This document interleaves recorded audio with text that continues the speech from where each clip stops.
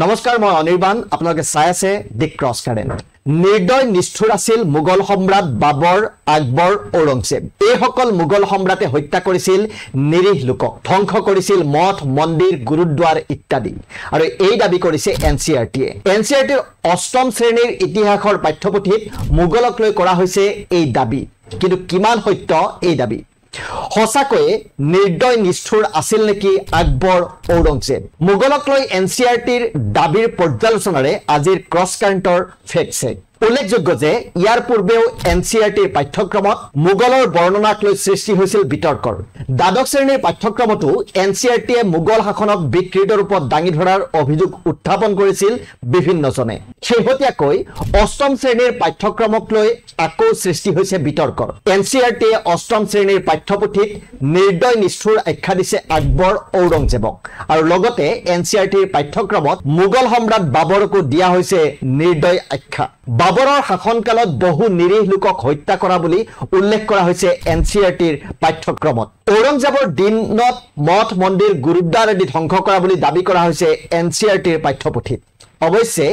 ইতিহাসৰ অন্ধকাৰ অধ্যায়সমূহৰ তথ্য দিলেও অতীতৰ ঘটনাৰ বাবে এতিয়া কোনো জগৰীয়া নহয় বুলিও উল্লেখ কৰা হৈছে পাঠ্যপুথিত এনচিআৰটিৰ পাঠ্যপুথিত মোগল শাসনক লৈ এনেদৰে উল্লেখ কৰাৰ পাছতে এতিয়া দেশজুৰি সৃষ্টি হৈছে তীব্ৰ বিতৰ্কৰ এনচিআৰটিৰ পাঠ্যপুথিৰ জৰিয়তে চৰকাৰে মুছলমান বিদ্বেষী ছবি দাঙি ধৰিব বিচাৰিছে বুলিও অভিযোগ আনিছে বিভিন্ন পক্ষই কিন্তু কিমান সত্য এনচিআৰটিৰ অষ্টম শ্ৰেণীৰ সমাজ বিজ্ঞানৰ গ্ৰন্থ এক্সপ্লোৰিং সোসাইটি ইণ্ডিয়ান এণ্ড বিয়ণ্ডৰ প্ৰথম খণ্ডত থকা এই তথ্যসমূহ এই সন্দৰ্ভত কি কয় ইতিহাসবিদে উল্লেখযোগ্য যে এনচিআৰটিৰ নতুন কিতাপৰ ভিতৰত এইখনেই প্ৰথমখন কিতাপ যিয়ে ছাত্ৰ ছাত্ৰীসকলক দিল্লীৰ সুলতান আৰু মোগলৰ সৈতে পৰিচয় কৰাই দিয়ে এনচিআৰটিৰ এই নতুন কিতাপখনত ত্ৰয়োদশ শতিকাৰ পৰা 17 শতিকালৈ ভাৰতীয় ইতিহাসক সামৰি লোৱা হৈছে এই কিতাপখনত সুলতানত্বৰ যুগত মন্দিৰ লুণ্ঠন আৰু ধ্বংসৰ সময় হিচাপে দেখুওৱা হৈছে যিটো কথা কিতাপখনৰ পূৰ্বৰ সংস্কৰণত উল্লেখ নাছিল এনচিআৰটিৰ নতুন কিতাপখনৰ মতে আকবৰে চিত্তৰ দুৰ্গ দখল কৰাৰ সময়ত তেওঁৰ বয়স আছিল 25 বছৰ আৰু তেতিয়াই তেওঁ 30,000 নাগৰিকক হত্যা কৰাৰ লগতে শিশু আৰু মহিলাক দাসত্বত ৰখাৰ নিৰ্দেশ দিছিল কিতাপখনত লিখা হৈছে যে আকবৰে পাছৰ শাসনকালত শান্তি আৰু সদিচ্ছাৰ কথা ক'বলৈ আৰম্ভ কৰিছিল আৰু একেদৰে ঔৰংজেবে মঠ মন্দিৰ ভাঙিবলৈ নিৰ্দেশ দিয়া বুলিও গ্ৰন্থখনত উল্লেখ আছে গ্ৰন্থখনৰ মতে বেনাৰস মথুৰা সোমনাথ আৰু শিখ গুৰুদ্বাৰকে ধৰি জৈন মন্দিৰসমূহতো ধ্বংস কৰা হৈছিল ঔৰংজেবৰ শাসনত ইয়াৰ উপৰিও পাৰ্চী আৰু সুফিৰ ওপৰতো মোগলে অত্যাচাৰ কৰাৰ কথাও উল্লেখ হৈছে এই কিতাপখনক লৈ সৃষ্টি হোৱা বিতৰ্কৰ পৰিপ্ৰেক্ষিতত এনচিআৰটিয়ে প্ৰতিক্ৰিয়া প্ৰকাশ কৰি কৈছে যে এই কিতাপখনে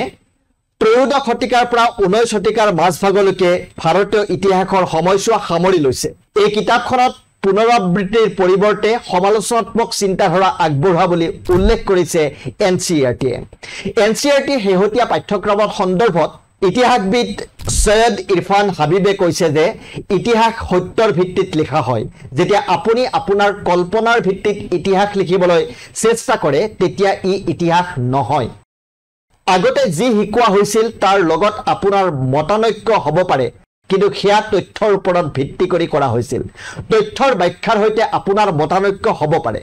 কিন্তু যদি আপুনি বিশ্বাসৰ ভিত্তিত ইতিহাস লিখে তেন্তে সেয়া ইতিহাস নহয় মধ্যযুগক ইতিহাসৰ এক অন্ধকাৰ অধ্যায় হিচাপে চাব বিচৰাক লৈ সৈয়দ ইৰফান হাবিবে কয় যে ইতিহাসৰ অন্ধকাৰ অধ্যায় বুলি কোৱা সময়ছোৱাত ৰামচৰিত মানস লিখা হৈছিল তুলসীদাস কবিৰ আব্দুল ৰহিম খানা আৰু মালিক মোহাম্মদ জায়াছিৰ দৰে ব্যক্তিত্বই এই সময়ছোৱাত নিজৰ শ্ৰেষ্ঠ ৰচনা লিখিছিল এইটো কেনেকৈ ইতিহাসৰ অন্ধকাৰ অধ্যায় হ'ব পাৰে আচলতে চৰকাৰে নাগৰিকক নহয় অনুগামীক সন্তুষ্ট কৰিব বিচাৰে বুলিও তাৎপৰ্যপূৰ্ণ মন্তব্য কৰে ইতিহাসবিদগৰাকীয়ে ইপিনে আন কেইবাগৰাকীও ইতিহাসবিদে এনচিআৰটিৰ পাঠ্যক্ৰমৰ সমালোচনা কৰে ৰাষ্ট্ৰীয় সংবাদ মাধ্যমত ইতিহাসবিদ ৰুচিকা শৰ্মাই কয় যে মোগল ইতিহাসক বিভ্ৰান্ত কৰি আধৰুৱা কৰি দেখুৱাইছে এনচিআৰটিয়ে NCERT আকবৰক নিৰ্দয় আখ্যা দিছে, কিন্তু আকবৰে জিজিয়া কৰ বন্ধ কৰাৰ কথা পাঠ্যপুথিখনৰ কতো উল্লেখ নাই। NCERT জিজিয়া কৰ আৰোপৰ যি কাৰণ উল্লেখ কৰিছে সেয়াও মনে সজা বুলি মন্তব্য কৰে ৰুচিকা শৰ্মাই। এনেকৈয়ে এতিয়া পাঠ্যপুথিৰ মাজেৰেও দেশত সৃষ্টি কৰিব বিচৰা হৈছে ভেদাভেদ। তাৰ বাবে ব্যৱহাৰ কৰা হৈছে NCERTৰ দৰে প্ৰতিষ্ঠানকো, যাৰ তথ্য নাকচ কৰিছে দেশৰ ইতিহাসবিদে।